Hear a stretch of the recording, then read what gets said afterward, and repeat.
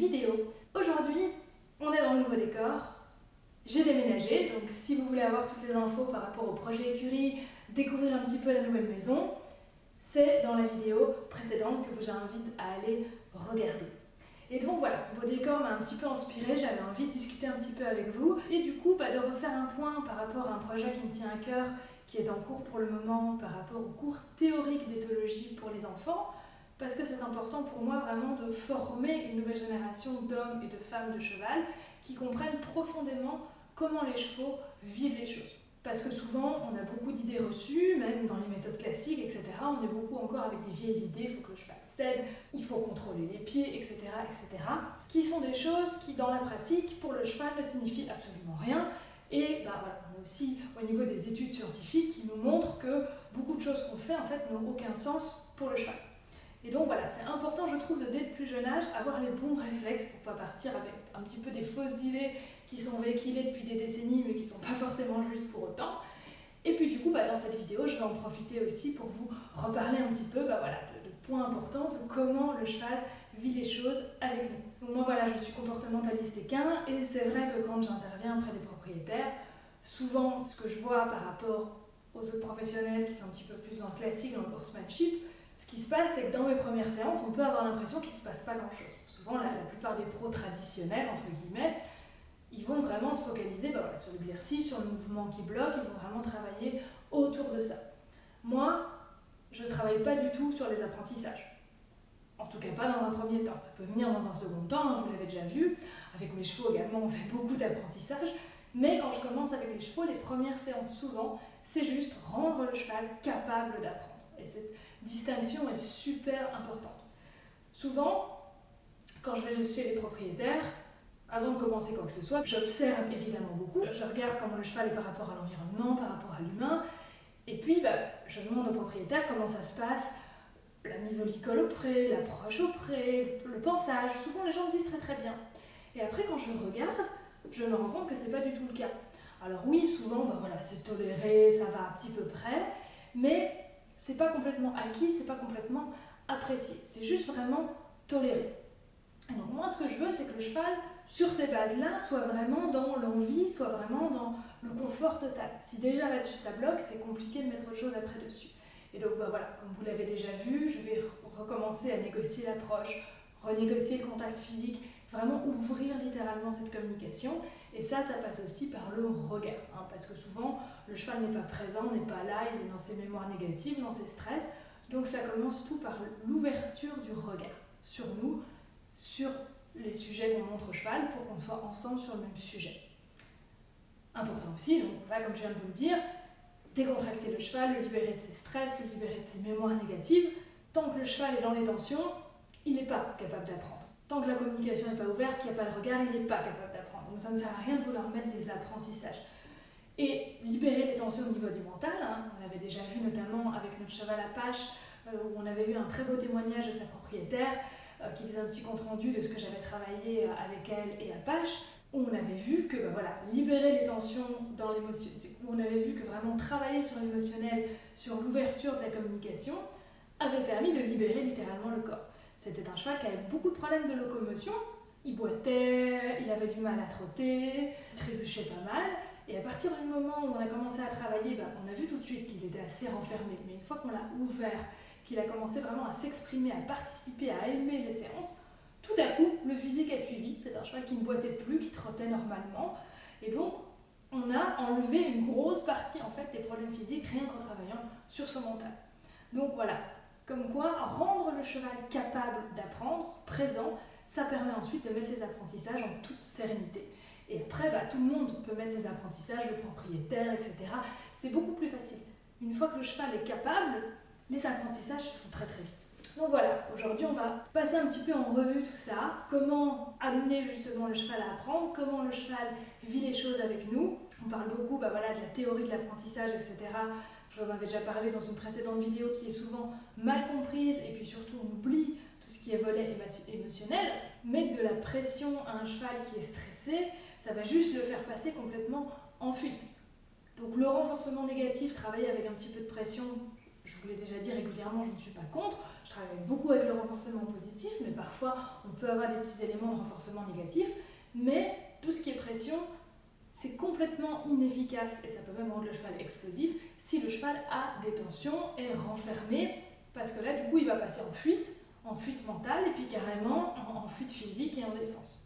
Et ce qui compte aussi, c'est l'émotionnel. Que vous utilisiez du renforcement négatif, du renforcement positif, s'il n'y a pas un émotionnel positif derrière, cela ne fonctionne pas. Et pareil, il y a des petites choses aussi importantes à savoir, comme le cheval ne comprend pas la négation. Ça aussi, ça a été prouvé scientifiquement. Donc, dire non sans expliquer ce que vous voulez derrière et repousser systématiquement le cheval, pareil, c'est complètement contre-productif. Donc voilà, je vous disais en début de vidéo, aujourd'hui je vais vous présenter un petit peu le projet et un petit peu le contenu des cours pour les enfants. Beaucoup de théories, mais vues de manière ludique. De nouveau, je vous le répète, beaucoup d'accidents pourraient être évités si on comprenait vraiment profondément le cheval.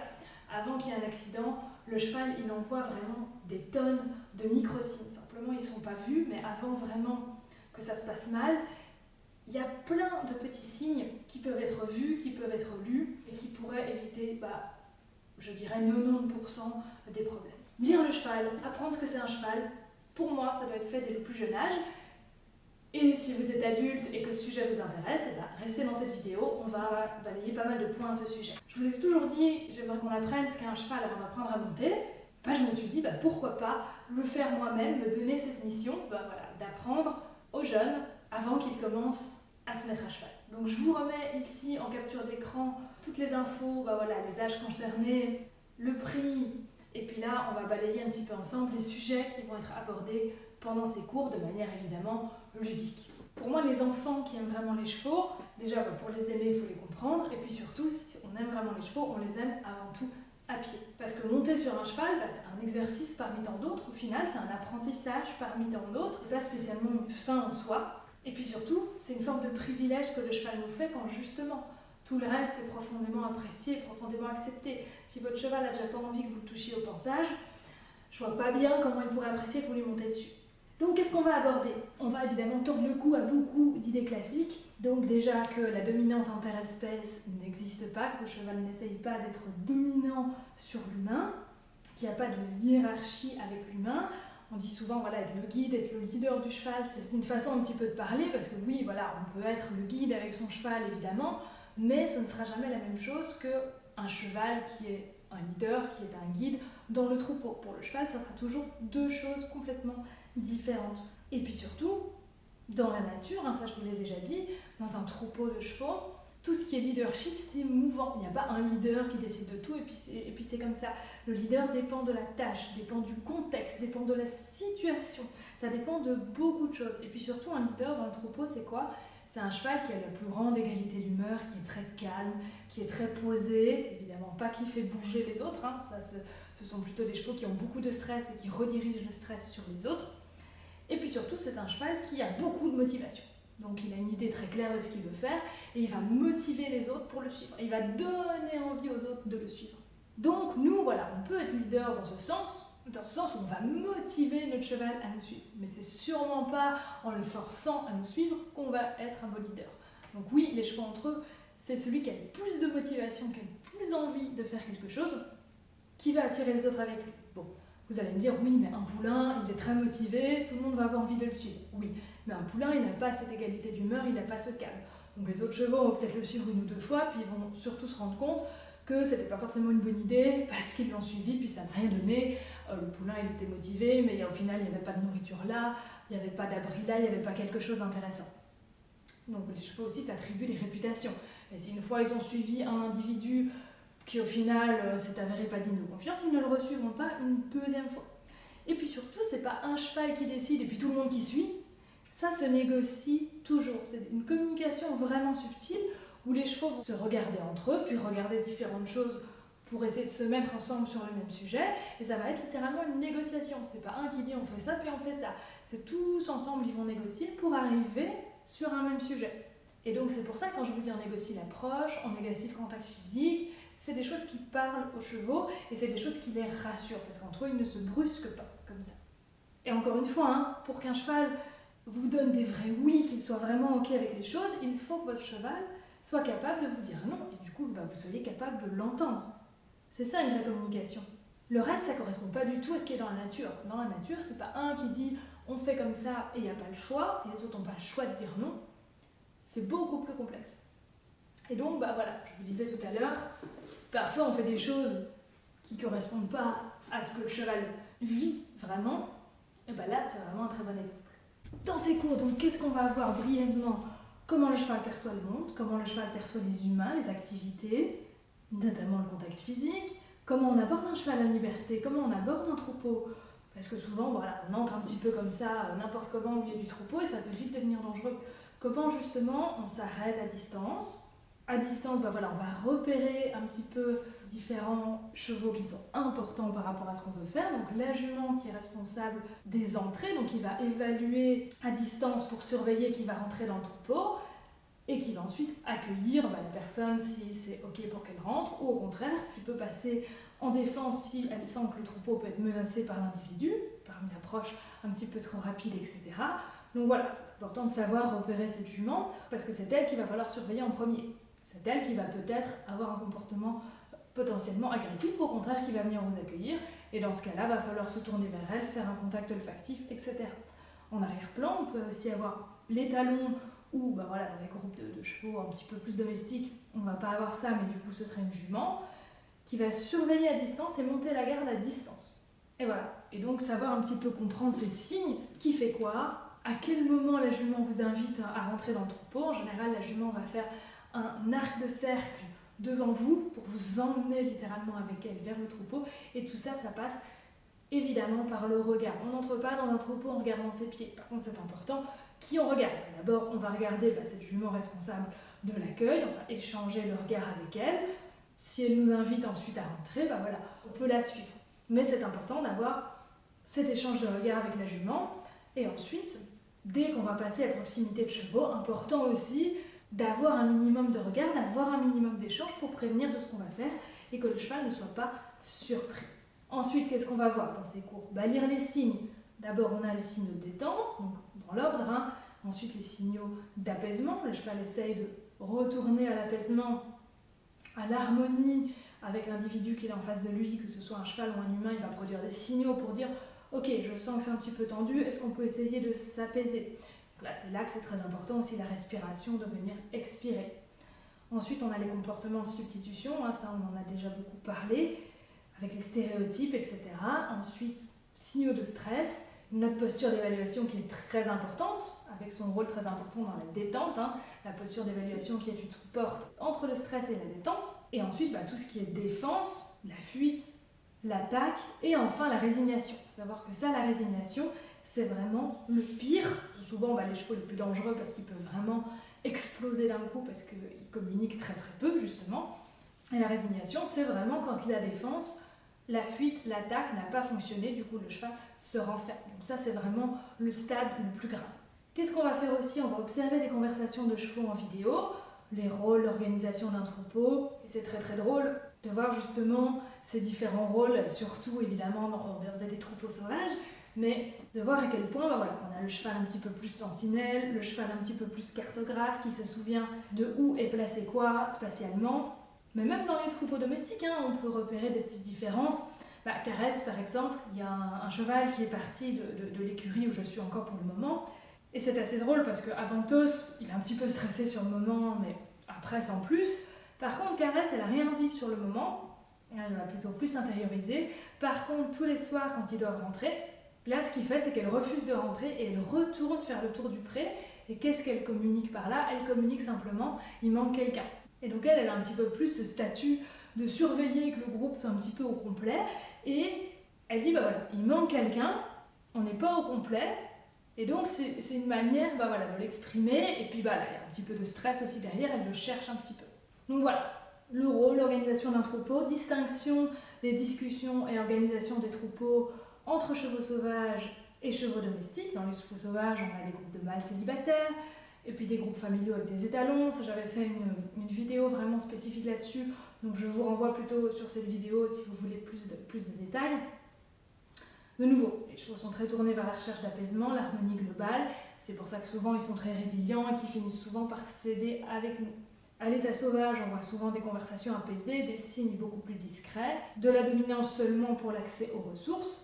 Et puis souvent en domestication, voilà, justement, des chevaux qui font beaucoup bouger les autres. Souvent, voilà, on base justement nos méthodes d'apprentissage là-dessus parce qu'on se dit oui mais regarde les chevaux, ils se font bouger, ils montent beaucoup en phase, donc ils comprennent ça. Oui, ils le comprennent, mais ce genre de comportement, c'est sur des chevaux stressés. Et donc c'est pas un cheval au naturel, c'est pas comme ça qu'il va réagir.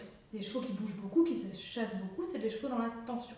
Souvent, ce qu'on croit être du jeu entre chevaux adultes, eh bien, c'est souvent une stratégie de redirection de stress. D'ailleurs, le jeu, on en a déjà beaucoup parlé dans beaucoup de vidéos, mais la science n'a pas encore prouvé que le jeu positif entre adultes existe vraiment. Alors, entre chevaux adultes. Avec l'humain, de nouveau, c'est autre chose. On peut en effet réussir à amener son cheval à jouer dans le positif. Attention aux oreilles plaquées en arrière, aux signes de tension, etc. Où là, on peut du coup passer dans de la tension, dans de la pression que vous mettez au votre cheval et votre cheval réagit à ça plutôt qu'il ne joue vraiment. À l'état naturel, les chevaux adultes, ça fait pas de sens qu'ils jouent, ils ne vont pas gaspiller leur énergie à ça. C'est vrai qu'en domestication, on peut avoir des persistances de caractère juvénile, surtout c'est des chevaux qui ont eu peu d'interactions troupeau, qui ont vécu beaucoup en boxe, etc. Mais de manière générale, le jeu entre chevaux domestiques adultes, c'est souvent des tensions, des mal-être. On l'avait vu, énormément de chevaux ont mal au dos, donc ça peut venir notamment de là. Par contre, les jeunes chevaux, eux, en domestication, au niveau sauvage, ils jouent. Et on avait parlé dans une des précédentes vidéos des différents types de jeux sociaux pour entraîner la locomotion, etc., pour apprendre les codes sociaux, au niveau aussi de l'autorégulation du troupeau. Voilà, le jeu a vraiment une grande nécessité chez les jeunes chevaux. Par exemple, tout ce qui est mordillement, c'est du jeu, si évidemment c'est réciproque et sans compulsivité.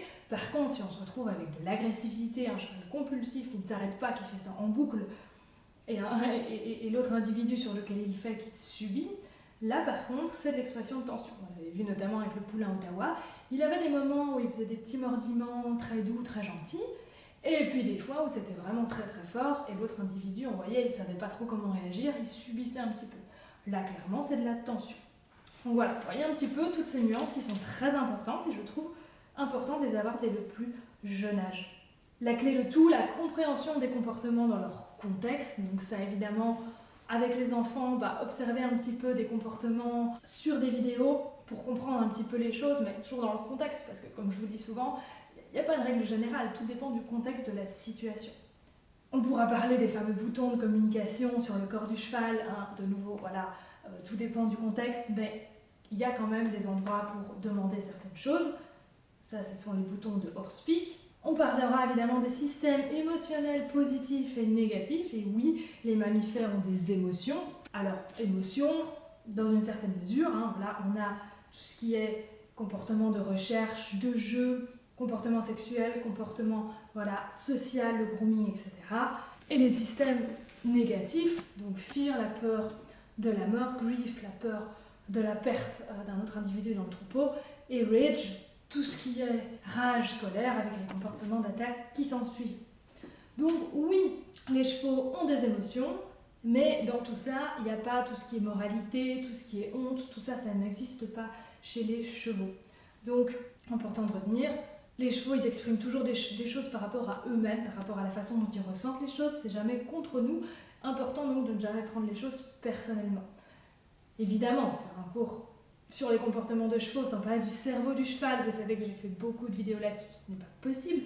Donc évidemment, on va parler du cerveau du cheval, des différentes mémoires, de leurs fonctions, de la théorie de l'apprentissage évidemment, comment les mammifères apprennent, apprentissage associatif, pavlovien ou skinnérien, les non associatifs, avec l'habituation ou la sensibilisation, ainsi que surtout, très important, les dernières recherches scientifiques et l'importance, comme je vous le disais tout à l'heure, de l'émotionnel, qui doit être absolument positif. Sinon, vous pouvez utiliser la méthode que vous voulez, ça ne marche pas. Le cheval apprend plus par association que par répétition ou imitation. Le cheval ne comprend pas la négation, on en a parlé tout à l'heure. Petit exemple avec Caresse. Avant qu'elle arrive chez moi, on lui avait appris à s'arrêter devant les barres. Je ne vous explique pas le bazar que ça a été ensuite pour lui apprendre à sauter. Donc, évidemment, elle n'avait jamais sauté. Mais son premier apprentissage avec les barres, ça avait été de s'arrêter. Parce qu'ils avaient trouvé qu'elle avait beaucoup de force à l'arrière et qu'elle faisait des très beaux stops, qui étaient un peu des sliding stops. Et donc, il s'était dit, on va lui apprendre à s'arrêter un peu brusquement. Évidemment, très très très mauvaise idée. Cette association n'a été faite qu'une fois. Simplement, elle a été beaucoup récompensée parce qu'ils trouvaient que c'était vraiment très joli, etc., la façon dont ils le faisaient. Donc, beaucoup d'émotions positives. Ça n'a pas été répété. Et pourtant, cette association n'a jamais été oubliée. Quand j'ai voulu la faire sauter des mois plus tard, eh bien évidemment, elle ne sortait que des stops. Donc on a vraiment dû réécrire littéralement la réaction qu'elle devait avoir par rapport à ces barres. Et après, cette première association qu'elle avait faite de s'arrêter devant la barre n'a plus jamais été réutilisée. Et donc elle a été complètement oubliée. Et ça c'est pareil chez nous les humains, dans le cerveau, quand une chose n'est plus utile, au bout d'un moment le chemin il est oublié. Par exemple, quelque chose que vous aviez l'habitude de faire il y a des années, il y a très longtemps, à aller à un endroit par exemple, vous allez vous en souvenir quelque temps, et puis au bout d'un moment, si vous ne le faites plus, le cerveau va oublier parce que ce n'est pas utile. Donc le cerveau, il efface littéralement les chemins inutiles et les remplace. Et on va parler tout à l'heure après de la complétion, de la réécriture de la mémoire qui est justement possible grâce à cela.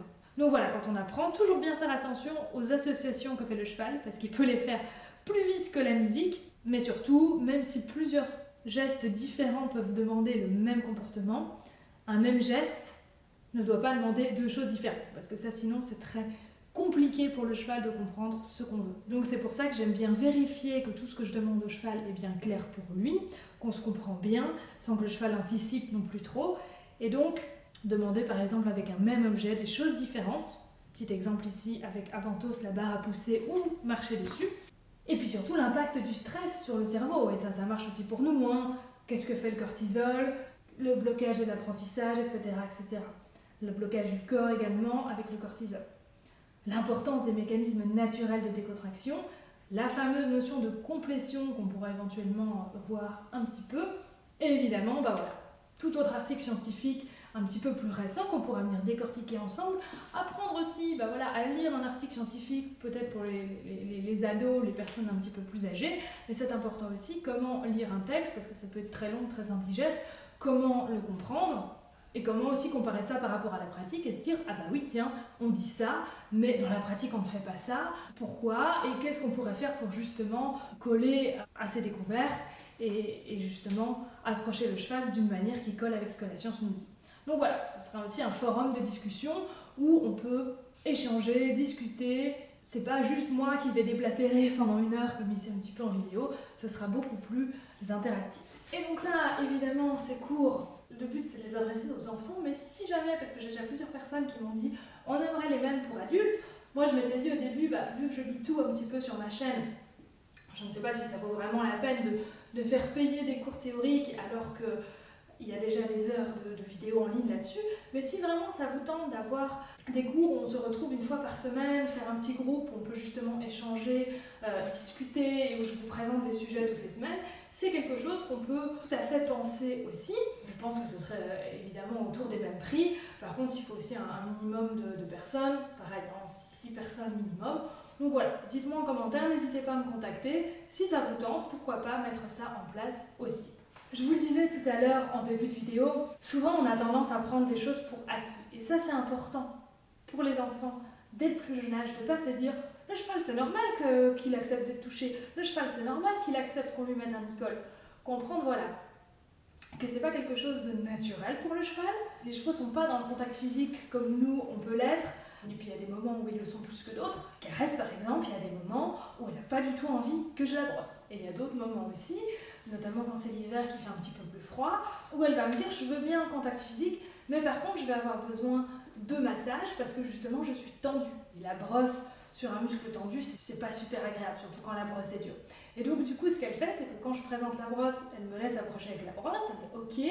Mais quand elle va commencer à sentir, elle va dire oh non, là je suis un petit peu tendue, donc elle va tourner la tête vers moi pour me dire à cet endroit-là exactement, j'ai besoin d'un massage. Et donc je vais masser cet endroit-là, et après je vais pouvoir retourner avec la brosse et elle sera complètement ok. Donc voilà, après c'est des petites communications qu'on se met entre nous, mais voilà, c'est pas parce que votre cheval est ok avec le contact physique qu'il sera ok le lendemain. Ça veut pas dire qu'il a oublié, ça veut juste dire que peut-être il a un peu des douleurs, que peut-être aujourd'hui il n'a pas envie. Et peut-être que dans 1 heure, il aura de nouveau envie. Mais c'est important de respecter ça si vous voulez vraiment une vraie relation avec des vrais oui, et pas un cheval qui se dit de toute façon, quoi que je dise, elle fait bien quand même ce qu'elle veut. Et c'est pour ça que la première étape, c'est d'être ouvert et de se dire je vais écouter avant de demander, même pour les choses les plus simples. Et donc pour ça, c'est important de ralentir. Si vous allez trop vite, le cheval il sent que vous avez une idée en tête, que vous allez aller au bout. Du coup, le cheval va pas vraiment communiquer, il va se résigner. Et du coup, il ne va pas vous envoyer de signe. Et ça, c'est le pire, un cheval qui ne dit rien. Parce que d'un coup, il peut exploser, comme je vous le disais. Si vous ralentissez, ça permet justement au cheval d'avoir le temps de vous envoyer des signes. Si vous vous dites, oh bah la longe c'est évident, oh bah le pansage c'est évident, bah le cheval il n'a pas le temps de vous envoyer des signes. Alors que si vous ralentissez, vous allez voir tous les petits micro-signes. Mais c'est sûr que sans formation, c'est un petit peu difficile de comprendre à quoi les signes correspondent.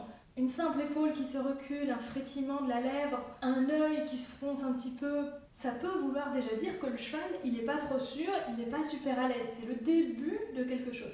Mais pour le cheval, quand il fait ça, c'est une communication claire. Simplement, vous ne le lisez pas. Mais une fois qu'on sait ce que ces micro-signes signifient, on voit tout de manière très différente. Et puis surtout, il y a un fil conducteur entre les signes.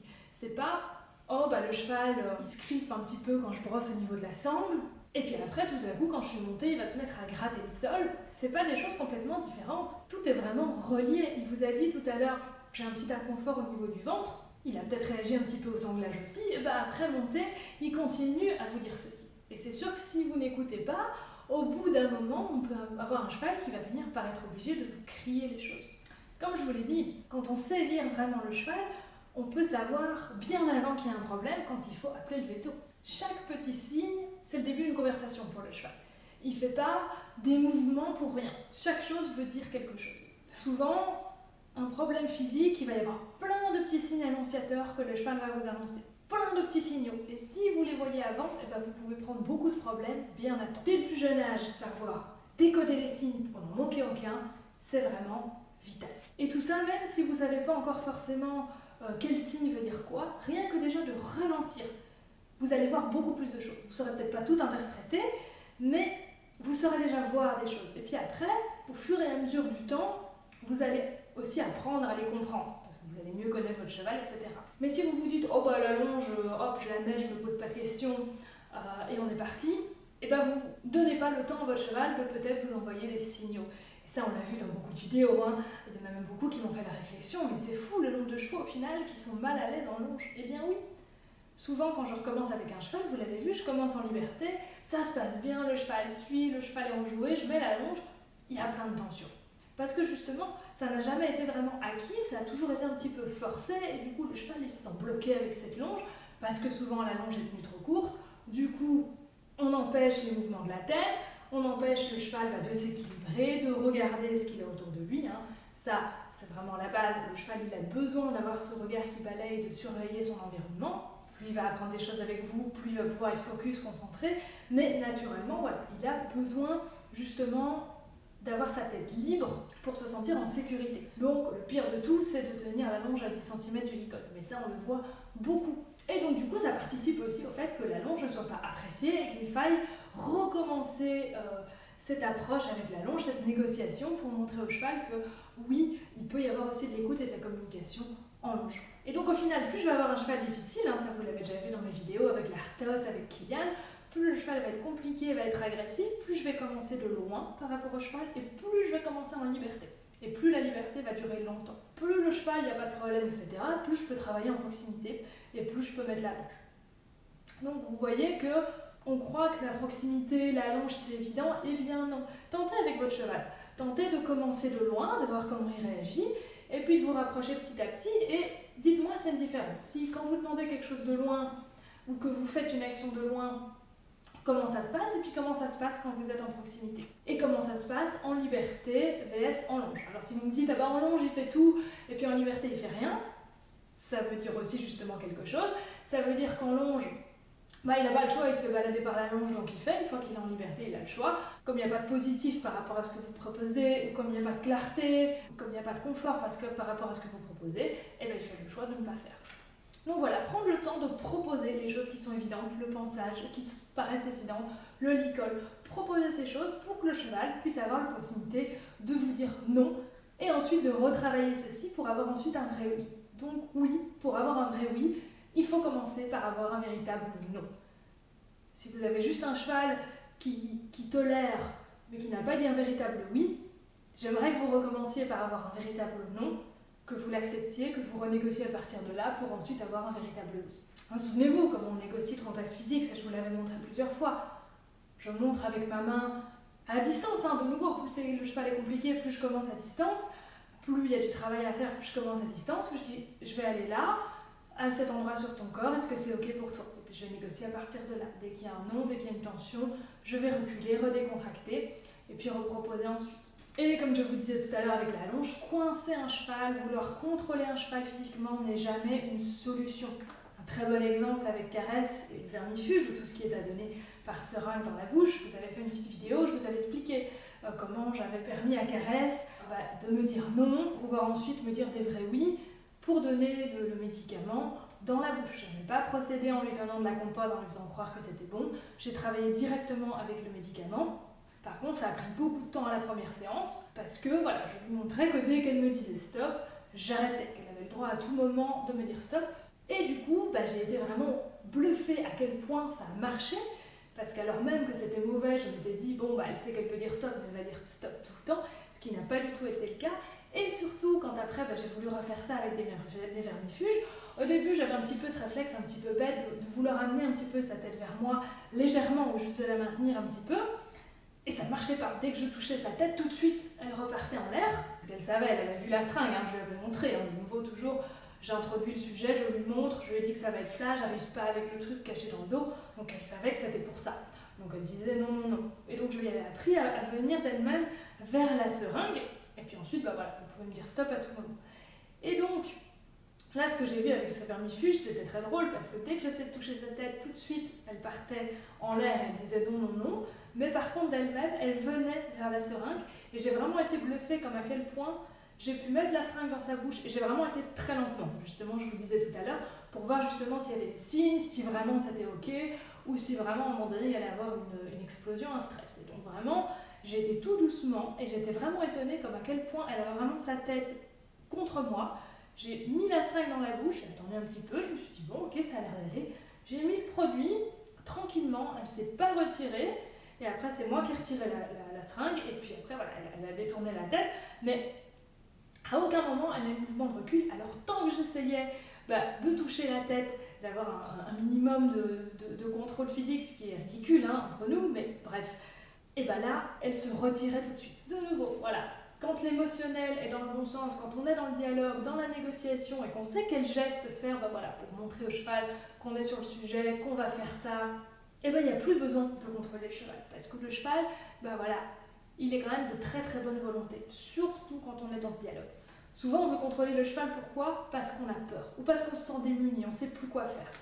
Et les chevaux, ça on avait vu dans une des expériences scientifiques de Léa Lanzade notamment, où ils avaient testé plusieurs chevaux et qu'on avait vu que les chevaux sentent l'odeur de la peur, ils sentent l'odeur de la peur, mais aussi ils la voient dans nos regards, dans nos gestes. Notre expérience qui avait été faite aussi, on voyait que les gens qui avaient peur, les chevaux étaient un petit peu nerveux, dès que les gens mettaient des lunettes noires pour cacher leurs yeux, les chevaux se calmaient, parce que ils ne voyaient plus la peur dans leurs yeux. Donc de nouveau, ça je vous le dis, le regard, c'est un peu à double tranchant aussi, parce que justement il faut faire passer des bonnes émotions dans le regard, mais quand on sait justement quel regard avoir, quelle intensité, quel geste avoir, c'est absolument magique tout ce qu'on peut faire passer.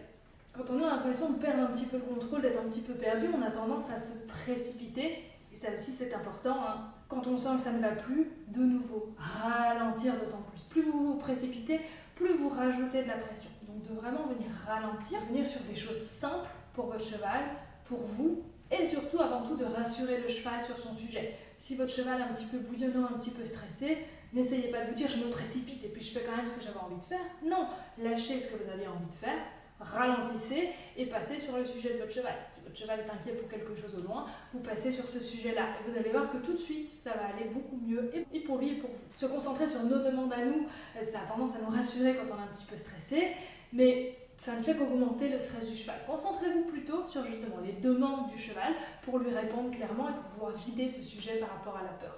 Et pour tous les apprentissages, il faut vraiment essayer de cesser un maximum d'être dans ce contrôle du physique, le contrôle des émotions, oui, et apprendre surtout au cheval à contrôler ses émotions, mais pas le contrôle du physique. Prenez le coucher par exemple. Moi je l'ai toujours appris par mimétisme, ça marche super bien et on est vraiment dans un bel émotionnel. Alors que le coucher avec le stick, moi je trouve vraiment cela absolument affreux. Alors ça marche super bien, hein, de nouveau, mais je trouve ça un petit peu barbare au final, parce qu'on est littéralement dans la session. Pour le coucher, comment on apprend avec le stick au niveau soit du ventre, soit des antérieurs. Quand on procède au niveau des antérieurs, on demande de plier un antérieur, et une fois que cet antérieur-là commence à être plié, on va tout de suite demander à l'autre antérieur de se plier. Pourquoi ? Parce qu'une fois que le cheval il doit plier les deux antérieurs, il n'a pas d'autre choix que de se retrouver à genoux.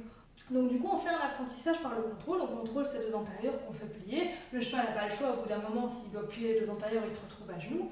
Et donc, il n'y a pas de compréhension. En tout cas, dans les phases d'apprentissage, le cheval n'est pas en train de se dire « Ah oui, on va se coucher, on va passer un moment couché ensemble ». Il est juste sur le sujet de « Je dois plier mes jambes, je ne comprends pas. Ah, je tombe à genoux ». Et là, ça peut être un petit peu même traumatisant pour certains chevaux de se dire « Ah, ça y est, je tombe à genoux ». Et donc, beaucoup de gens d'ailleurs bloquent et disent « Mon cheval, il se met à genoux », mais après, il ne se couche pas. Parce que justement, il a été un petit peu en stress à cette étape-là, et après se laisser tomber, il ne va pas vous le donner comme ça. Donc de nouveau, dans ce cas-là, le cheval n'a aucune vue globale de l'exercice, il ne sait pas du tout ce que vous lui voulez. Tout ce qu'il sait, c'est que vous le mettez dans une position qui n'est pas vraiment sécuritaire, de devoir se mettre à genoux, en sentant qu'en plus, ce n'est pas spécialement ça que vous voulez, parce que vous voulez aller plus loin que ça, et on est purement, pas vraiment dans un moment partagé, mais dans une session. Donc voilà.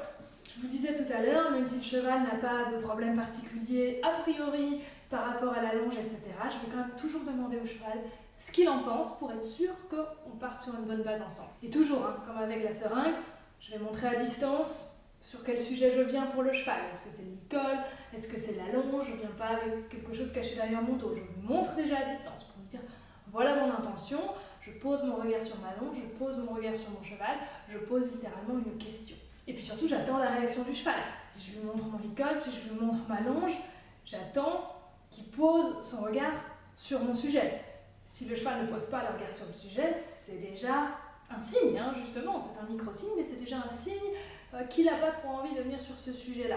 On va voir selon le contexte, mais ça peut vouloir dire ça. Souvenez-vous avec Gandalf, quand je lui disais « je regarde à l'extérieur du troupeau », tout de suite, il posait son regard avec moi à l'extérieur du troupeau, il était d'accord de se porter plus loin, d'aller sur ce sujet, d'aller plus loin du troupeau. Le premier jour, c'était carrément impossible. Donc voilà, quand on montre quelque chose au cheval, si son regard se pose déjà dessus, c'est déjà une indication qu'il est ok d'aller sur le sujet. Après, ça dépend comment le regard se pose. Si le cheval a les yeux exorbités et qu'il a l'air complètement inquiet, qu'il est en vigilance par rapport à cet objet, là aussi, c'est une indication que du coup, il pose son regard dessus parce que ça l'inquiète et qu'il y a peut-être un travail encore plus important à faire par rapport à ça. Mais si le regard est fuyant, c'est aussi un signe et ça va vouloir dire qu'il va falloir négocier justement par rapport à ce sujet, l'approche, la longe, etc. Et ça, souvent, c'est quelque chose qui est ignoré. Quand votre cheval pose pas son regard sur le licol ou sur la longe, souvent les gens se disent c'est pas grave, il s'en fout en fait. Non, pas forcément. Et c'est pour ça que souvent, quand on va négocier ce licol, cette longe, cette approche avec ceci dans les mains, souvent je vais dire aux gens, propose à ton cheval de venir toucher. Et tant que justement le toucher n'est pas franc, on ne peut pas aller plus loin. Vous avez vu dans une des vidéos précédentes, si le cheval n'est pas présent, il ne pose pas son regard sur ce que vous lui montrez, sur vous, sur l'exercice que vous lui montrez, ça ne sert à rien d'essayer de lui apprendre et d'aller plus loin. De nouveau, il n'est pas assez là, il n'est pas capable de faire plus. De nouveau, moi je ne commence pas par apprendre, je commence par ce travail du regard, avoir les plis à droite, à gauche, et après guider le regard de mon cheval, sur moi, sur les objets. Et une fois que j'ai ça, j'ai un cheval présent. Pourquoi ? Parce qu'il n'est plus dans sa mémoire négative, il n'est plus en lui, il est dans l'instant. Travailler sur le regard, ravoir le regard, ça permet de ravoir la décontraction et de ravoir le cheval dans l'instant avec nous. Et donc il n'est pas dans ces associations négatives, il est dans l'instant et il peut refaire de nouvelles associations positives avec vous. De nouveau, je vous avais dit, c'est une phrase qui avait beaucoup plu à l'époque, mais si vous savez ce que votre cheval regarde, vous savez à quoi il pense. Le regard, c'est littéralement la porte ouverte vers la communication. Même quand on fait le contact olfactif avec le cheval, je dis toujours, il faut avoir cet échange de regard, même de loin déjà avec le cheval. Il faut que le regard passe pour que vous puissiez sourire, pour que vous puissiez envoyer quelque chose à votre cheval. S'il n'y a pas de regard, il n'y a pas de communication. Et c'était très drôle, j'avais eu un cours récemment avec quelqu'un qui me disait, on veut préparer des petits exercices, des qui-files, notamment, il y a un dispositif avec un trèfle, il fallait faire des tours autour des cônes, il me dit en longe, nickel. Dès que j'enlève la longe, plus rien ne va. Et j'ai vu tout de suite le problème. La jument n'avait pas le regard là. La jument, elle regardait partout, ou elle regardait sa longe, mais elle ne regardait pas les cônes, elle ne regardait pas sa propriétaire. Du coup, elle ne comprenait absolument pas l'exercice. Tant qu'elle était en longe, elle suivait la longe, un peu comme notre ami Dexter. Une fois qu'on enlevait la longe, elle partait, parce qu'elle dit je ne comprends rien à ce qu'on me veut. Et moi, j'ai dit on recommence, on va travailler le regard sur toi, sur l'exercice, et puis on va envoyer le cheval à distance, puis on va lui demander de revenir. On va faire simplement des contournements de plots au début, de cônes au début, pour vraiment avoir cette conscience au niveau des cônes. Et ça a été très très bien. Dès qu'on a lâché la longe, on a eu la même chose en liberté qu'en longe. Pourquoi? Parce qu'on avait cette fois le regard. Donc de nouveau, on n'a pas travaillé sur un apprentissage au niveau du cheval, on a juste travaillé à rendre le cheval présent, là, faire les bons gestes. Au final, c'est l'humain qui a plus appris que le cheval ici, parce que le cheval était tout à fait capable d'apprendre cet exercice, c'est juste qu'il n'était pas là. Il n'avait pas la conscience de ce qu'il faisait. Et quand le cheval est présent, c'est vraiment magique tout ce qu'on peut faire, ça a beaucoup plu, je vous remets les images ici, le petit short avec Dexter, ce cheval qui était très renfermé, on vient de très loin, qui dès qu'on lâchait la longe, il s'arrêtait parce qu'il était complètement perdu, il se cachait toujours derrière l'humain, il n'était pas du tout indépendant parce que justement il n'y avait aucune autonomie, on lui avait toujours appris à surtout pas proposer des choses et puis à surtout céder à ce qu'on lui demandait, mais c'était tout.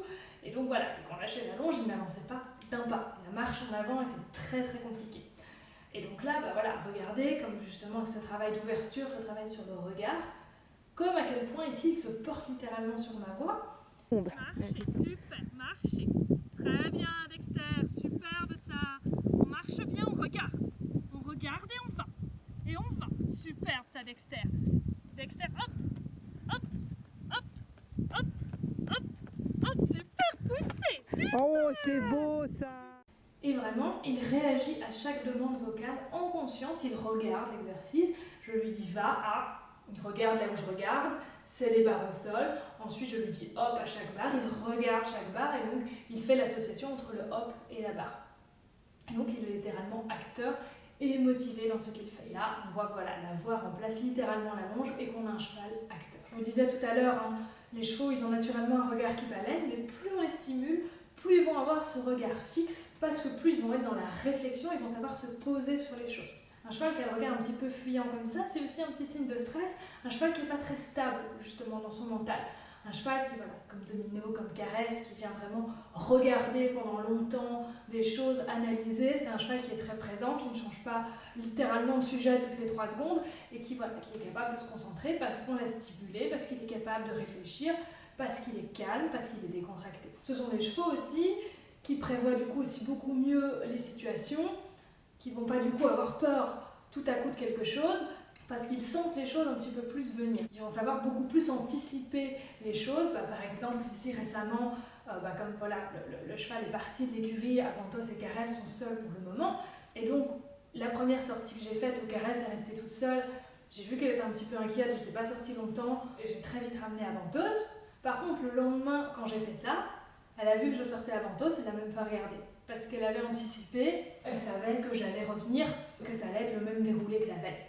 Voilà, pour Avantos, par contre, lui, un petit peu plus de tension, là, ça a mis un petit peu plus de temps, pas beaucoup plus longtemps, mais voilà, il lui a fallu quelques jours de plus pour pouvoir se dire « Ah oui, de toute façon, il revient ». Et c'est pour ça qu'en cas d'anxiété de séparation, c'est pour ça que je vous dis toujours, quand il y a vraiment des traumas par rapport à ça, des gros stress par rapport à ça, on ramène toujours le cheval avant que ça s'inquiète, que ce soit d'un côté du cheval qui reste ou du cheval qui sort, pour que justement leur faire prédire à l'avenir une nouvelle situation qui se passe bien avec un retour toujours où les chevaux se retrouvent ensemble. Encore voilà, l'importance de rendre le cheval présent avant de se lancer dans des apprentissages. Parce que moins il y a de l'attention, plus les chevaux savent ce qu'on va faire, ce qu'on ressent, plus ils peuvent prédire un petit peu ce qui va se passer, et plus du coup ça se passe bien, ils ne sont pas surpris. Si on veut un truc un petit peu plus carré avec des étapes, on pourrait avoir 3 étapes. La première chose, c'est avoir la décontraction du cheval. Si besoin, la complétion, on va en reparler dans quelques instants. Scanner l'environnement pour montrer au cheval que vous sécurisez, que vous videz ses potentiels sujets d'inquiétude, et que vous faites ça même avant que lui s'inquiète, que vous êtes donc quelqu'un qui est bien au courant de tout ce qui peut se passer autour. Venir petit à petit sur le premier sujet qui est de bouger ensemble, de trouver cette harmonie en décontraction.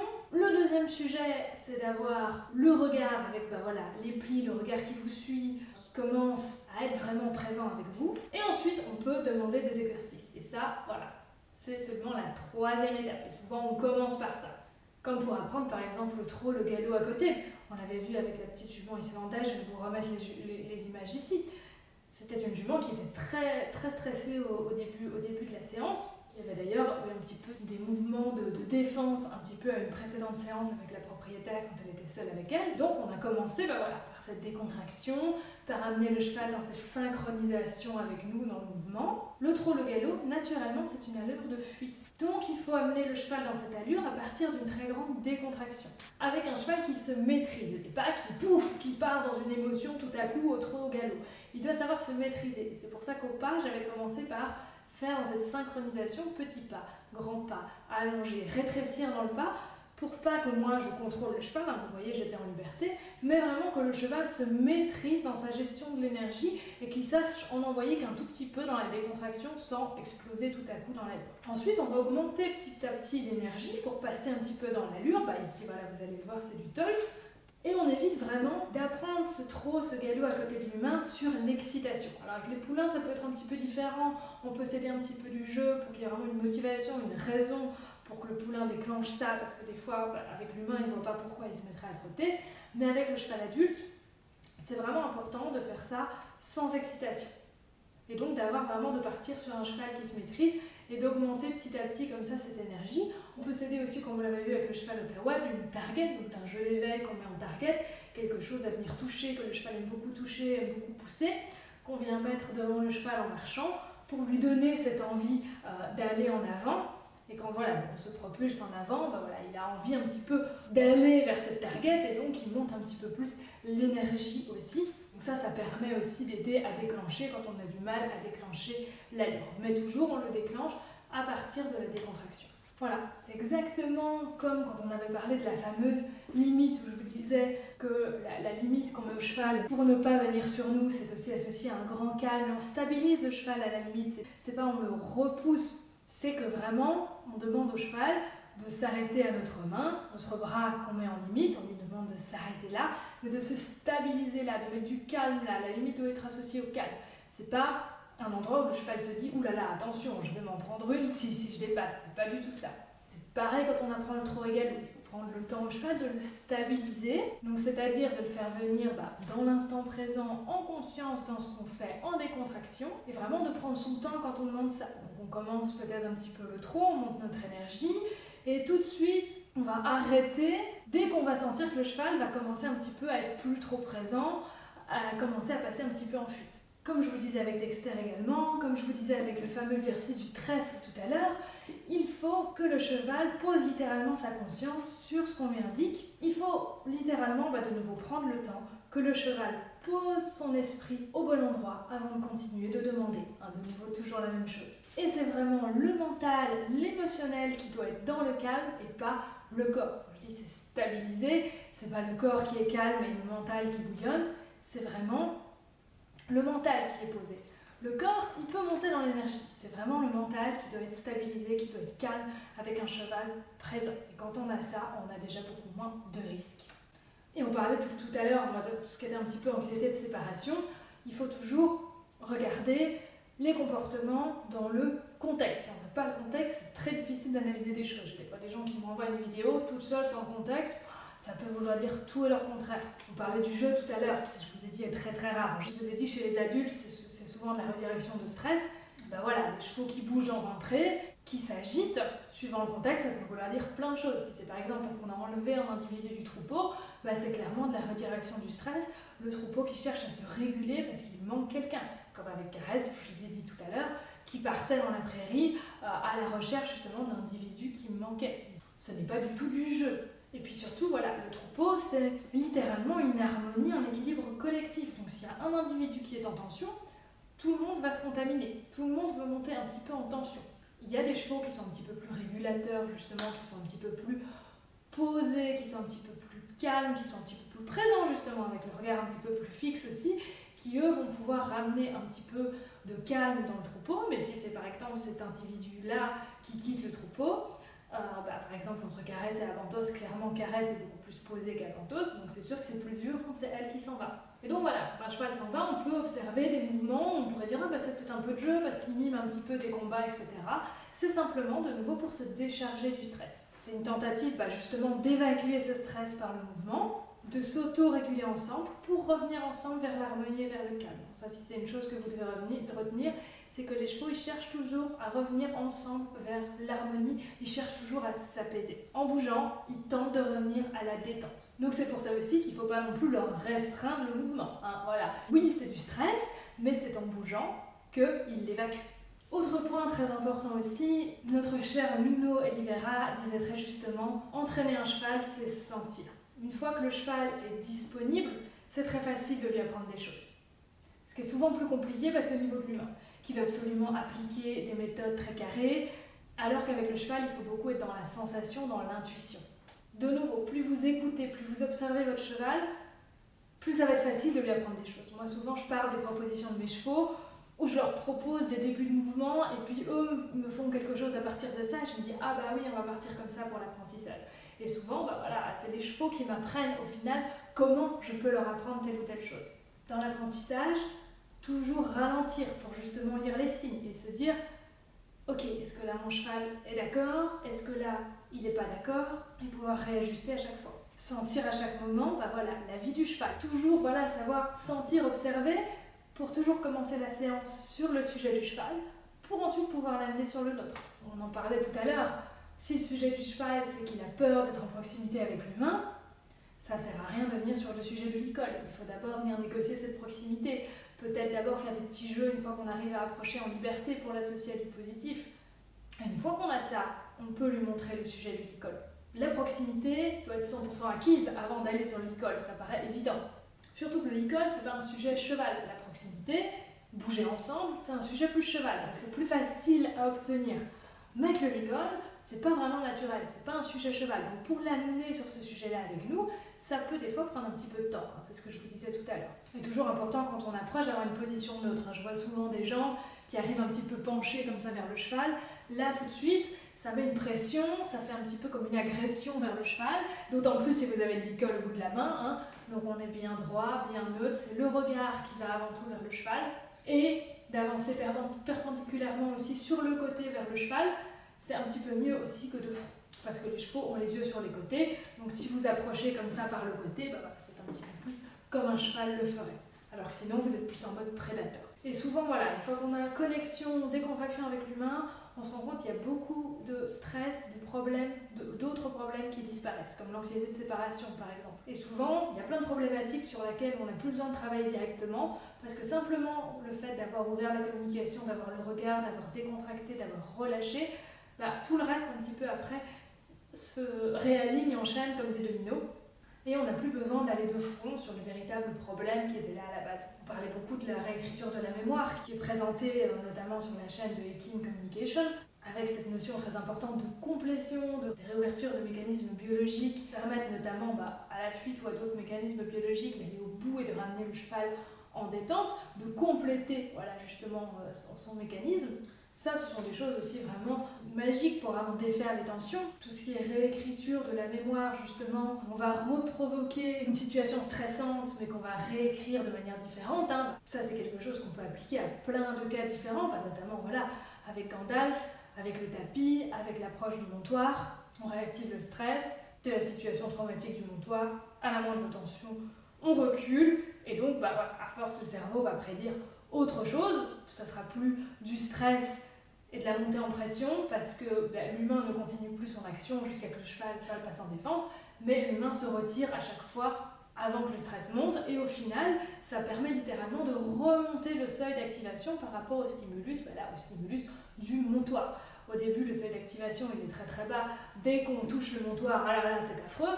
On se recule à chaque fois, et puis au fur et à mesure, le seuil d'activation remonte et on en arrive, comme vous l'avez vu dans la vidéo, à carrément pouvoir monter sur le montoir sans plus aucun stress. Parce que le stimulus est littéralement plus traité comme une menace. De nouveau, on ne contrôle pas la réaction qui pose problème, mais l'association émotionnelle qui a été faite par rapport à cette situation. C'est ça qu'on modifie. Et une fois qu'on a modifié ça, la réaction n'a plus lieu d'être, n'est plus nécessaire, vu qu'il n'y a simplement plus de menace. Et tout ce qui est complétion, ça permet au corps d'aller au bout de ses réponses naturelles, de se réguler, on l'a vu tout à l'heure avec le troupeau aussi. Tout ce qui est cheval un petit peu explosif, c'est souvent des chevaux qui manquent de régulation justement. On parlait dans une vidéo justement de l'équilibre très important entre le système parasympathique et sympathique. Donc ça c'est vraiment à la base de tout. Et ça je vous en avais aussi parlé plusieurs fois. Quand on enlève comme ça des couches de tension, des couches de stress, qu'on permet au mécanisme biologique d'aller au bout, souvent on retrouve un cheval complètement différent après, qui est justement capable d'apprendre. Et on se rend compte qu'on n'avait jamais vu la vraie personnalité de notre cheval, parce que souvent la personnalité est déformée par le stress, et donc on n'a pas accès à la vraie personnalité du cheval. Et donc de nouveau, voilà, il ne faut pas confondre personnalité et stress. Un cheval qui est en défense, qui est tout le temps en train de crier, c'est pas une personnalité, c'est littéralement qu'il y a des stress. Une fois qu'on les enlève, là on a accès à ce qui est vraiment le cheval. Donc voilà, de nouveau, hein, dans les cours pour les enfants, les chevaux qui contournent en club, qui sont très renfermés, qui sont éventuellement très agressifs, c'est pas la personnalité du cheval, c'est tous les stress qu'on lui a mis au-dessus. On en avait parlé dans la vidéo justement avec Gandalf, où bah voilà, c'était un cheval qui était très figé aussi dans son corps. La libération émotionnelle, réactiver les moyens d'expression, utiliser son nez, utiliser son regard, ça permet le déblocage du corps, le corps qui commence à s'exprimer, à bouger mieux, mais aussi, pourquoi pas, jusqu'à la guérison du corps. On l'a vu littéralement avec Apache, dont je vous parlais en début de vidéo, qui avait beaucoup de mal dans sa locomotion et qui, une fois la communication ouverte, une fois le cheval littéralement rouvert, il avait pratiquement plus de problèmes de locomotion. Donc oui, hein, ça on ne va pas revenir là-dessus, mais les chevaux ils possèdent littéralement des états émotionnels mesurables et des circuits neuronaux qui sont un petit peu comparables à ceux des humains. On parlait tout à l'heure aussi des systèmes émotionnels qui sont communs à beaucoup de mammifères. Et les émotions sont évidemment liées à des réponses dans le corps. Et la régulation des émotions influence tout ce qui est santé, tout ce qui est stress, immunité, récupération. Ça, c'est vrai chez nous aussi. Attention cependant dans ce que je vous dis là, il n'y a pas d'études encore scientifiques qui démontrent directement que libérer une émotion, ça guérit un trouble physique. Hein. D'ailleurs, c'est pas aussi facile que ça aide. Hein. Comme je vous ai dit avec le cheval Apache, ça a aidé, ça a enlevé une bonne partie de ses troubles physiques, mais ça ne l'a pas guéri évidemment complètement. C'est un cheval qui a probablement un petit début d'ataxie, etc. Donc ça l'a beaucoup aidé, mais ça ne l'a pas guéri non plus. C'était comme avec Domino. Le travail sur l'émotionnel a permis qu'on puisse faire des choses fantastiques jusqu'au bout et qu'elle se sente bien dans son corps, mais ça restait quand même un cheval ataxique, évidemment. Hein, attention. Par contre, favoriser l'expression émotionnelle, et ça c'est vrai chez nous comme chez les autres mammifères, ça améliore le bien-être, ça réduit le stress, ça soutient les processus physiologiques de régulation, et donc ça, c'est important, et ça a un rôle indirect dans tout ce qui est guérison du corps. Là, je vais vous mettre à l'écran quelques études, justement, si ça vous intéresse d'aller les lire, qui nous expliquent un petit peu justement comment cette régulation émotionnelle peut avoir un impact au niveau du corps. Donc comme ça, voilà, je vous source un petit peu tout ça. Ça ne dit pas que ça guérit évidemment, mais ça explique justement que ça peut aider. Et donc, j'en viens à ce parallèle très intéressant, je trouve, qu'on m'avait suggéré en commentaire, et donc du coup que je vous reprends ici, le parallèle avec l'art-thérapie chez les humains, où en art-thérapie, ben voilà, la guérison est facilitée, hein, pas permise, mais facilitée par tout ce qui est expression émotionnelle, donc réduction du stress, régulation du système nerveux autonome, et on peut tirer voilà, un parallèle avec les chevaux, alors pas évidemment avec l'art-thérapie, mais par libérer l'expression du corps, libérer le regard qui devient beaucoup plus présent, mais aussi dans les petits exercices de proprioception. Je vous remets la vidéo en lien où je vous expliquais en début de vidéo tout ce qui permet un petit peu voilà, de laisser le corps s'exprimer. Ça peut se rapprocher un petit peu d'une forme d'art-thérapie. Et c'est vrai que les chevaux, plus voilà, on les stimule, plus on leur apprend des choses, plus ils vont justement se libérer. Évidemment, en parallèle de ça, il faut évidemment favoriser tout ce qui est mouvement, comportements sociaux, exploration, hein, entre chevaux. Ça, on ne remplace pas évidemment ça par des séances avec nos chevaux, mais c'est simplement un plus. Comme en domestication, de nouveau, on ne peut pas leur offrir toutes les stimulations possibles comme en vie sauvage. Mais de nouveau, voilà, tout ce qui est stimulation du corps, tout ce qui est stimulation du mental peut favoriser justement un corps voilà, qui se débloque, qui se libère.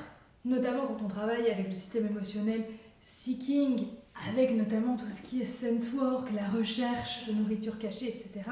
Ça, ce sont vraiment des superbes stimulations également. Parce que voilà, ça, chez nous comme chez les chevaux, un stress non exprimé, c'est une tension physiologique. Hein. Quand on procède à la complétion, on libère littéralement des tensions qui sont ancrées dans le corps suite à un trauma.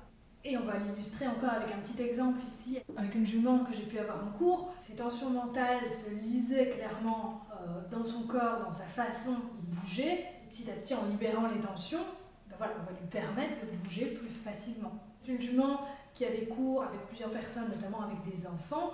Donc voilà, forcément, il y a pas mal de manipulations. Il y a peut-être des moments où la fuite a été un petit peu bloquée, où on l'a obligée un petit peu. Du coup, voilà, beaucoup de tensions. On est passé par cette complétion où on lui permet d'aller évacuer ses tensions dans le mouvement, à distance. Et comment s'exprimait sa tension? Elle s'exprimait systématiquement quand on lui demandait de tourner vers l'extérieur. Donc on devait un petit peu la pousser pour aller à l'extérieur. Évidemment, tout problème physique écarté.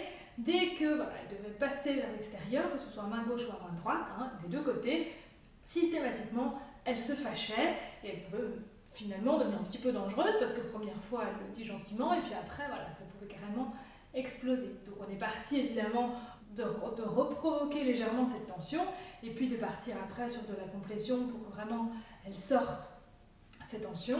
Et en parallèle, on évacue les tensions, mais il faut en parallèle réécrire, comme je vous ai dit tout à l'heure, réécrire littéralement un nouveau chemin neuronal par rapport à cette demande. Donc, on va petit à petit, une fois que les tensions commencent d'être bien libérées, commencer à lui demander de se pousser un petit peu pour refaire ce mouvement. On va évidemment commencer au début d'assez loin pour lui demander ceci. On va commencer à proposer, dès qu'il y a une tension, tout de suite, on s'arrête. On décontracte, on vient en détente. Si vraiment il y a de l'agressivité, on peut repasser par un petit peu de complétion. Attention, quand on veut faire cette complétion à partir justement de cette tension corréactive, il ne faut pas envoyer le cheval à distance trop tôt. Déjà, il faut se mettre bien à distance. Et puis surtout, si vous faites votre demande et que tout de suite vous envoyez le cheval à distance, le cheval va faire une autre association, c'est-à-dire qu'il va associer votre demande à hop, tout de suite, vous le chassez. Donc au final, vous aggravez un petit peu le problème. Parce que déjà que cette demande provoquait un petit peu des défenses, là vous allez réactiver encore un peu plus ça. Il faut vraiment attendre que le cheval commence à se tendre, commence à vivre sa tension pour lui demander d'aller à distance. S'il n'est pas en train de vivre sa tension et que vous le demandez trop tôt, là vous risquez vraiment de créer une association négative. Bien faire attention à ça. Quand on demande aussi de tourner à droite une fois que ces tensions sont évacuées et qu'on réécrit justement ce chemin neuronal pour que la demande soit vraiment avec du positif, c'est très important de le demander avec l'énergie et pas de pousser avec notre corps, d'avancer vers le cheval. C'est vraiment avec l'intention, avec l'énergie et le cheval qui fait le mouvement et pas nous qui poussons le cheval. Si on va de nouveau trop fort avec le corps vers le cheval, on passe dans l'agression et là, si le cheval se défend, j'ai envie de dire, oui, on vient un petit peu trop fort contre lui, ça peut être mal pris et j'ai envie de dire, c'est normal. Attention, la complétion, on l'utilise bien sur les réactivations d'une mémoire. C'est pas sur une nouvelle tension que vous venez de créer. C'est pas, du coup, j'ai mal fait, je vais lui demander d'aller évacuer la tension à distance que je viens de créer. Non. Attention. C'est important que quand on fait ça dans notre geste et dans notre intention, ce soit très précis, qu'on ouvre la porte justement vers l'extérieur et que vraiment on propose d'aller dans cette direction vers l'extérieur. Le cheval va devoir tourner un petit peu avant vous, mais très important de ne pas fermer la porte devant pour bloquer le mouvement en avant. Souvent, je vois les gens quand ils demandent se tournant vers l'extérieur, qu'est-ce qu'ils font ? Ils bloquent le cheval pour pas qu'il aille en avant, surtout et pour qu'il soit obligé de tourner. Et ça, du coup aussi, ça peut mettre du stress, ça peut mettre de la tension parce que vous êtes en train de bloquer un mouvement, alors que l'idée, c'est on ne bloque pas en avant, simplement on ouvre vers l'extérieur, on dit regarde, il y a plein de place là-bas, j'ai envie d'aller là-bas. Et donc ça, c'est complètement différent pour le cheval. Et du coup, vu que la personne qui faisait ça avec le cheval avait tendance un petit peu à bloquer devant, il a fallu aussi remontrer à la jument que c'était pas bloqué devant. Et donc, dès qu'elle se tendait un petit peu au début, ce qu'on faisait, c'est que tout de suite, on reculait. Quand on était au milieu de notre demande, on commençait à lui proposer de tourner un petit peu. Tout de suite, elle se tendait, on avait les oreilles qui commençaient à se plaquer. On reculait, on ouvrait la porte devant pour bien lui montrer qu'elle pouvait aller devant. Et là, la jument, elle s'empressait de continuer un petit peu à marcher tout droit. Elle a fait ça 2-3 fois et ça l'a beaucoup rassurée de se rendre compte que devant, c'est ouvert, on ne me bloque pas. On me propose de faire quelque chose vers l'extérieur, de tourner vers l'extérieur, mais en tout cas, on ne m'empêche pas d'aller devant. Donc elle s'est rassurée sur le fait qu'on ne la coince pas. Et ensuite, elle a pu littéralement choisir, du coup, d'aller un petit peu vers l'extérieur. Pas parce qu'il n'y a pas le choix, parce que c'est bloqué devant, mais simplement parce qu'elle a 2 choix et qu'on lui dit c'est très très chouette d'aller par là à droite. Et c'était assez drôle parce que une fois que la jument a vu qu'on ne la forçait plus, et que, évidemment, on a fait cette complétion, que ça l'a rendue présente, parce qu'on a vidé les tensions, et du coup, elle a été capable de voir qu'on faisait quelque chose de différent. Sans ça, ça aurait peut-être été un petit peu compliqué. Mais une fois qu'elle a vu que la propriétaire, hop, elle reculait, elle faisait une pause, quand la jument commençait à coucher un petit peu les oreilles, ça a été très très drôle parce qu'à la fin de la séance, la propriétaire a eu un timing très juste, elle s'est vraiment bien reculée et puis elle a vraiment fait une longue pause avec sa jument. Et à la fin de la pause, alors que la propriétaire n'avait encore rien demandé, la jument d'elle-même lui a offert le tournant vers l'extérieur. C'était très très beau quand vraiment elle lui a dit « Oh mais si c'est simplement ça que tu veux, moi si c'est fait dans la décontraction, je te le donne tout de suite. » Et c'était vraiment fou comme la jument était en fait très généreuse et comme quand on laisse le choix au cheval, au lieu de croire que ah bah, le cheval il va plus le faire, et bah, au contraire il offre encore plus. Et cette séance a été très puissante parce que bah, la jument était vraiment très décontractée, presque à s'endormir à la fin de la séance. Pareil pour la propriétaire qui avait vraiment relâché aussi beaucoup de choses. Et donc c'est assez drôle comme toutes les deux étaient dans la même harmonie, dans la même régulation à la fin de la séance de voilà, leur système sympathique et parasympathique à toutes les deux, humain et cheval. Voilà, et donc je trouvais cette illustration très belle de la jument à qui il a fallu montrer qu'on ne bloquait pas le mouvement par devant.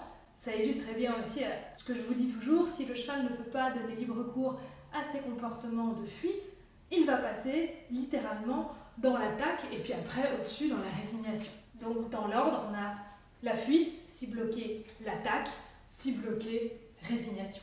Un cheval qui ne se sauve plus, qui reste toujours avec vous, qui ne vous lâche pas, c'est pas forcément qu'il a appris ça, hein. C'est juste qu'il n'a pas le choix. Il est bloqué dans sa tension, on a bloqué l'expression, le corps ne s'exprime plus, on n'a plus de conscience, on n'a plus de regard comme avec Dexter, hein, où il a fallu réapprendre à avoir ce regard qui se pose, à avoir cette conscience sur ce qu'on faisait.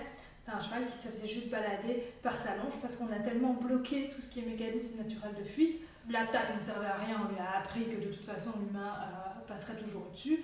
Donc, résignation. Et puis il y a des chevaux aussi qui sont moins enclins à passer dans l'attaque et qui vont aller plus vite vers la résignation. Et voilà, du coup on a cette expression qui est bloquée et qu'il faut rendre. Et ça, bah voilà, ça se voit tout de suite avec un cheval qui ne donne pas le regard.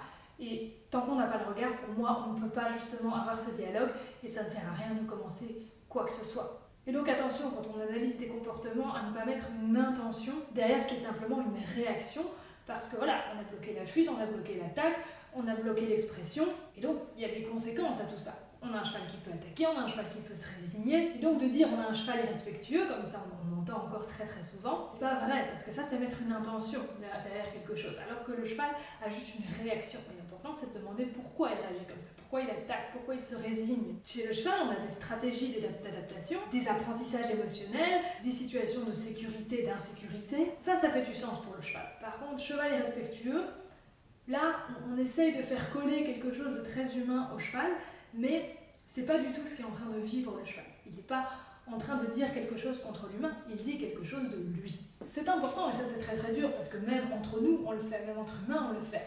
De projeter nos émotions sur l'autre à travers le lien même entre humains, on projette énormément de choses sur l'autre et donc forcément sur le cheval aussi. Mais donc voilà, c'est toujours important de se dire ok, là ce que je dis, est-ce que ça dit quelque chose au final sur moi ? Ou est-ce que ça dit quelque chose sur le cheval dans mon analyse? Et donc souvent sur ce qu'on dit du cheval, quand les gens nous parlent de leur cheval, souvent on n'en apprend pas tellement sur leur cheval, mais sur la vision qu'ils ont de leur cheval, avec tout ce qu'ils projettent dessus. Et donc voilà, c'est pour ça que la boucle est bouclée. J'espère qu'à travers cette vidéo, vous avez un petit peu compris comment le cheval pouvait vivre les choses. Et c'est pour ça que c'est important de savoir lire les signes, de savoir se poser, ralentir, écouter, laisser le temps au cheval de nous envoyer des choses, laisser le temps de les analyser sans projeter des choses dessus. Donc voilà, j'espère que cette vidéo vous a plu et que vous avez de nouveau appris des choses avec nous. Je vous attends nombreux en commentaire pour discuter de tout ça. Évidemment, pour ceux qui sont intéressés, pour le cours pour les enfants, il y a encore des places, donc n'hésitez pas à venir vers moi. Si vous voulez la même chose pour les adultes, on peut en discuter aussi. Donc voilà, on se rejoint en commentaire ou par message privé pour ceux qui préfèrent. Un petit pouce bleu, ça fait toujours plaisir. Et puis surtout, abonnez-vous. À bientôt. Merci.